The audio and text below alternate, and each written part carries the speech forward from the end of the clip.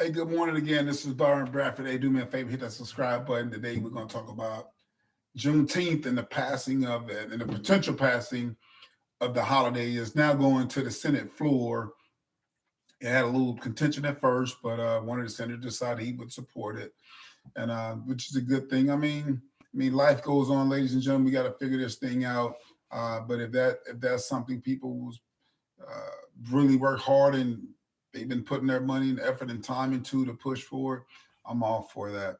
But this passage here says, Senate passes bill to make Juneteenth a day commemorating the end of slavery and a federal holiday.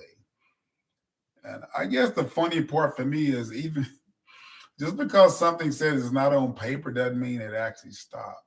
You can pull the knife out, but you still gonna have a wound there. So, um, so the reality of it is, even though they said, "Well, we passed this back in 1860," they still wasn't slavery because they didn't know how to feed themselves. They didn't have any land, so they still had to go back and work for the slave owner. So I think people are putting too much energy into the wrong things right now. I'm being honest. We got schools that are closing down right in front of our eyes. We got kids going to jail at a massive rate. We have fatherless homes. We got a lot of other stuff we should really be concerned about. Not saying this is not important because it is, but most more. But right here, right in front of me, right now, we have a lot of homes without fathers, especially black kids look like me, that's not going to even have a chance to really maximize their true potential because we have people spending too much energy in the wrong areas. Let's start spending our energies in the right areas, and we have to start holding our clergy accountable. So some of them have been they've been absent. They only come forward when it benefits them and their cause or their agenda. And I think that's problematic for me because I'm not someone you can just sway that way. But anyway, I'll get back to my passage here. The Senate on Tuesday unanimously passed a measure that would establish a federal holiday for Juneteenth, the day that marks uh, the end of slavery in Texas. All right. And I was actually, let me read this one. Juneteenth commemorates the moment some of the last uh, formerly enslaved people in the nation learned they were free. I'm coming from Chuck Schumer. Making Juneteenth a federal holiday is a major step forward to recognize the wrongs of the past, but we must continue to work to ensure equal justice. See, Chuck Schumer, the bottom line is, uh, I'm not a victim. I refuse to let you tell me that I'm a victim. I'm a victor. And when we start thinking like victors instead of victims, this what he just said, it will irritate you because you're still looking at me for equal this and equal. I'm not worried about equal. Give me an opportunity. Opportunity and equal, that's not in the same sentence. Just give me an opportunity. That's all I'm asking for. I'm not asking for you to make me equal because that doesn't work. Remember Martin Luther King, Memphis, Tennessee? Had his head blown up. He's saying equal rights, equal this, equal that. It doesn't work. But give me an opportunity. That's all I ask.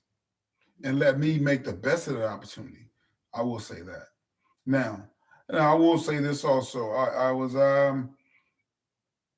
I hadn't seen Theodore name on anything. He's probably trying to learn the Pledge of Allegiance at the moment because he really did hurdle on that thing recently. Um, but they go on to say, who said this? That's Edward Markey from Massachusetts. But I'll just say with John Cornyn. John Cornyn said that when he held the bill's passage Tuesday in a tweet. He tweeted, didn't bother to do a press conference. I think it was press conference worthy, but he's not worried about it. He don't have another election for three or 4 years, so people are going to forget about this and move on. And that's a long time in political life. But John Cornyn, he sent a tweet out that noted Juneteenth had been a Texas state holiday for more than 40 years. That's why, now more than ever, we need to learn from our history and continue to form a more perfect union. That to me is that speaks volumes. Now you compare that statement to Chuck Schumer's statement. He said, Cornyn's like, hey, let's create a more perfect union.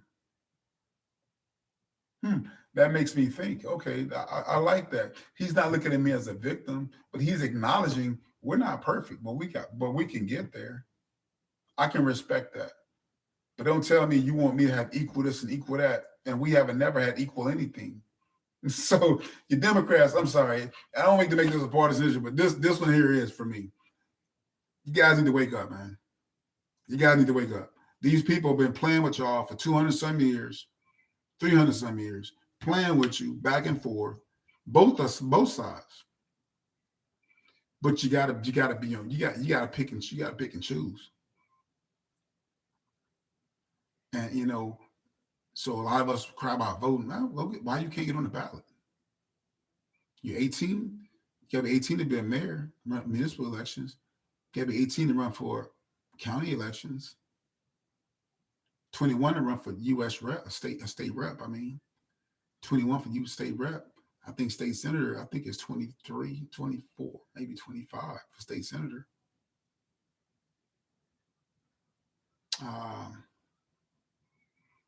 of course, 35 for president, vice president. I think 30 for governor. They come with a small fee. They come with a small fee. But we need to have people start stepping up and start being a voice. Let's just stop being numbers and start being part of the solution, not the problem.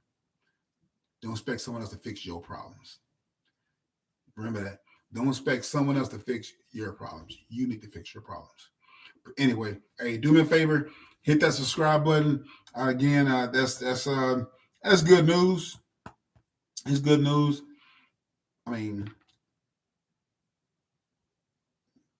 I don't know what that does. I guess for me, what does that do for the society as a whole? What does this do for society as a whole? How does this help society grow? Okay, you can acknowledge things without having to go through all this. I think this will be something somebody's putting on their checking their block off, which is unfortunate. But for the most part, that's where we're at right now. Let's not do things just to check a block. Let's start making moves that are going to be beneficial 10 years, 20 years from now. I don't know how this will be relevant 20 years from now. But I know keeping that school open, making sure we talk about the importance of uh, working together, consensus building, putting kids in technical schools, making sure they can fix up laundromat, electrical issues, cars, TVs. I know how that can help our economy down the line and create jobs with electrician, um, mechanic, AECS certified. I know how those things can help their families down the line. I just don't know how this is going to, and this even for my ignorance, I don't know how this is going to. This didn't stop me before. It didn't stop me from getting me out of the 30 years of the military, going to go ahead and be a teacher in a certain program. So I do things. I don't say I'm different, but the cause and effect. Where am I going to give my energy and my time? And what's the end benefit? And the end benefit I don't want to be about me. I want to be a bigger picture. All right.